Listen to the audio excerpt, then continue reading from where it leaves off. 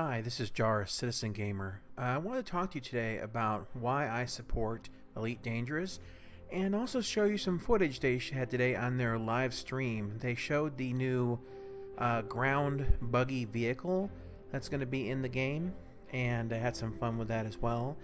But why I support Elite Dangerous is that, like Star Citizen, it is another one of the returns to the old style space games that we've all kind of missed out on.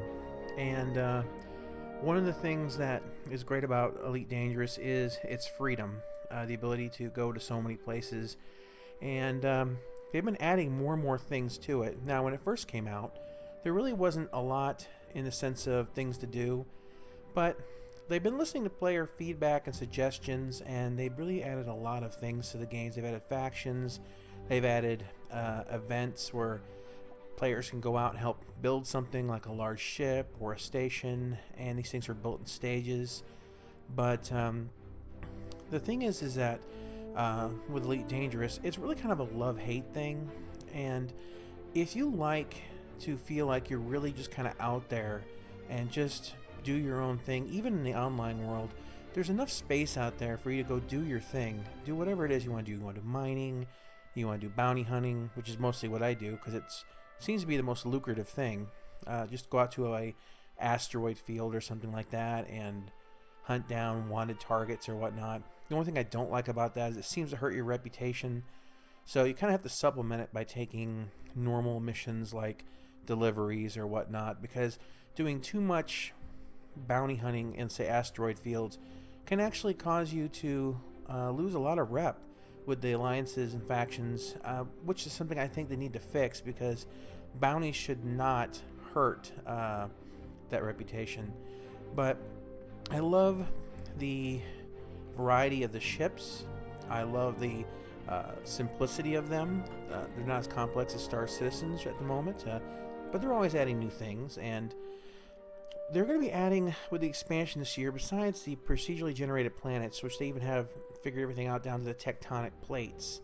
They're going to be adding multi-crew ships, and eventually down the line, they've already stated they want to do the first-person kind of get out of your vehicle, walk around, and maybe even gun battles. I don't know the full extent of what they're going to do with the first-person portion, but overall, they're still growing a very much expanding based upon what the players want. One thing I think that Elite Dangerous really needs, though, is they need to add some sort of guild system where people can actually coordinate in-game to work together to have objectives, or maybe take over whole sectors of space.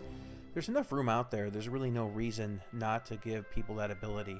I think besides the main NPC factions, it'd be really amazing if you could go out there with a group of, I don't know, a couple hundred people or whatever, however big your guild is, and just really claim something of your own, police it, chase off other players and things like that. There's 450 billion star systems. There's really no reason not to try to accomplish something like this.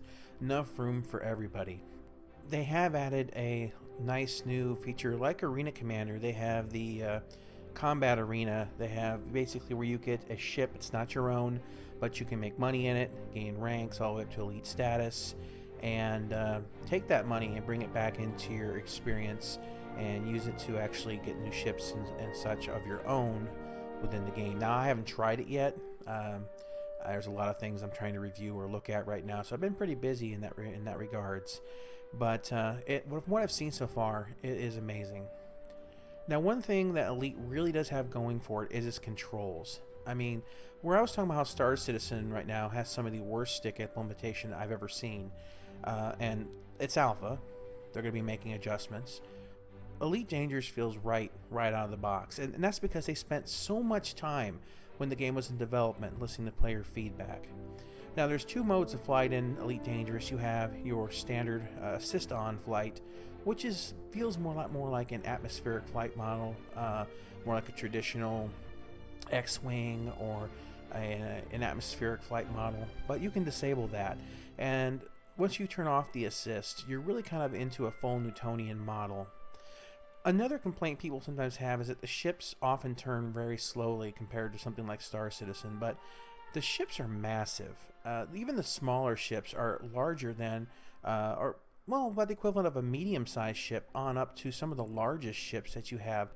And I don't think we're going to get an apt comparison between how the ships fly between Elite Dangerous and Star Citizen until we start seeing 2.0 come out, where they can actually get those medium and large ships actively working, and they can start doing adjustments to the flight model that are going to let you see how close they actually come. Now, I'm not hoping for Star Citizen to perfectly mimic Elite Dangerous and vice versa, but it's great that these games exist because the competition is only going to drive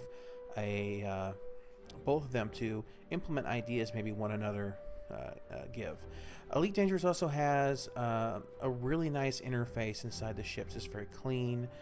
You press between one is your left screen, 2 is communication, 3 it kind of like zooms in on your radar, and 4 is your on your right is your panel on your right, and it's very quick and very easy. Initially it takes a little getting used to because how it works, but once you get your hands on it and start playing with it, you can do anything from targeting subsystems, turning systems off, to whatever in just a matter of moments, even in the middle of battle. Very smooth. Which is a lot better than what Star Citizen has right now, because their interface, frankly, is extremely unwieldy, and often you don't have the time. You don't have the time, and you don't have the. It's too many buttons to go through everything to adjust things on the fly. Now, hopefully, they'll work on that. They've already done some things, adjusting shield power and whatnot with the arrow keys on the keyboard. But overall, I think that it'd be nicer if they would come up with something a lot cleaner. They're very flashy. Sometimes their UI is a bit too noisy. But once again, I think all that's going to get refined as the game further develops. Anyway, I'm going to go ahead and show you some footage here and of the live stream that they did here on Wednesday. And it was really kind of fun to watch. And hopefully you'll get some enjoyment out of this too. Anyway, this is Jaris signing off. Yeah, so why don't you have a drive, fly around? Yeah, let's look at this Cobra. Sorry, it's drive, isn't it? It's drive now. This conveniently landed Cobra. There you go, Chris. Yeah, so that's our Cobra from perhaps a different view than you're used to seeing it. We're seeing all the detail that we put in there way back when, because we knew at some point we'd get down there and we'd actually be able to get this close, drive around it, and see all of that detail. It's had this detail for a long time, hasn't it? It really has. And so you can see all the little bits that are in there that we've talked through in the past, but it's really nice to see it, I think, from this angle, and it's lovely to see it sat on some terrain rather than sat on a landing pad. Really, really evocative image, just looks kind of cool. And as we're driving around, we'll sort of see its parts up on its landing gear there. We're not going to show today just how you get in and out of the buggy, but that is part of the stuff we'll be showing in coming weeks. Basically, every one of the ships has a cargo hatch. So what we've had to kind of do is design the buggy to fold up and compact to fit into that cargo hatch. So that's a part of the reason why the buggy kind of looks like it looks, is that it can compact in and stow away and then launch out of the cargo hatch of the ships. I think it is nearly time to maybe go off on a journey. Yeah, and send your. Well, first of all, I think you should send your. Let's get rid of the send ship. the ship away. This is lovely. Let's have some quiet for this moment. Let's have some quiet. Bye, Cobra. See you in a bit. Oh, it's beautiful. Oh, that boost. See you later. The thrusters are like there on the side. The boost thrusters. And that's what I was getting at before about the joystick. In that it makes sense to use a joystick, because when you're in the air, you need some ability to be able to affect your roll and pitch so that you land appropriately, because you can never tell how rough the terrain is going to be on these planets, and you might fall down the side of a crater or a canyon, or you might jump yourself up some rifts like this and thrust, and then you might want to. Oh, look at Adam showing off. He just did a roll. Very nice. Well, I'm gonna have to top him. I'm gonna have to do a double barrel roll. Let's see if we can. Right. Okay. Nice. Get some drift on the go. Yeah. So basically, those thrusters are basically there to allow you to land gracefully, especially on high G worlds, and on low G worlds, it allows you to basically jump over and skip over small patches of difficult terrain. But you only have a finite amount of power with them. If you might notice that if I thrust into the air, it drains the engine capacitors. So it's not just a copy-paste job from the ship cockpit. Those things are actually useful, and they've been repurposed. So as you see, it recharges quickly and it drains. And if I run out, then I'm just gonna drop. And then if you drop too hard, you're gonna do damage. You know, you're gonna hurt. It's the SLB. unbelievable. It's great. These. It's a nice break from the rest of the train. You have these nice these flat areas that you can exploit for doing silly things like what. You did a double. You landed. I didn't see it, so I don't think that happened. No proof. Right, that's Oh, no. 2, 3, 4. All right, that's Oh no! It's a perfect opportunity to show off the writing. Yeah. So, for example, I can be a bit more deliberate here. I can, if you end up upside down, you can use your thrusters to thrust up, roll over, and get on the ground. Another idea thing we implemented was the attitude indicators on the GUI. That's a new element to the. This was an element designed for the ships. Because obviously you're going to be flying your ships on these planets as well, but it turns out it's actually really useful because of the kind of planet. You can lose track of the horizon basically. The planets, especially in these canyons, like it's hard to know what's level or not. Oh, okay. If you just joined us as well, you can catch the whole thing archived. It should be up online, I think, in about half an hour's time. It just usually goes straight up on there, so it should be in 2 parts as well. So check it in. Oh.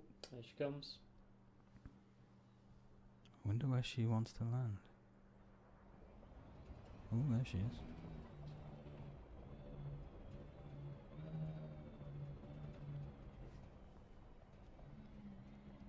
Yes. Absolutely amazing. And he's jumping it. He's jumping over it. That's it. Mike has jumped the Cobra. Thank you, guys. I back over. That is all for today. I thought that was. I think that's a nice. I can't believe an hour's gone by. It felt like 5 minutes. Well, thank you so much, and thank you for being on the stream. Thank you, Adam. I don't know if you can just stick your face in really, really quickly. Here he is. There he is. He played all the way from the time, so I hope you really, really enjoyed it. I was really excited to show everybody that, and I know these guys here were. No, I'm glad to show this off. This is really, really cool. Yeah, and we have lots more planned to show you guys in the coming weeks. Look out for the newsletter this weekend on Friday. We've got more streams planned as well, but again, more details about those coming up as well. We've got some community streams planned, which I think are going to be a lot of fun.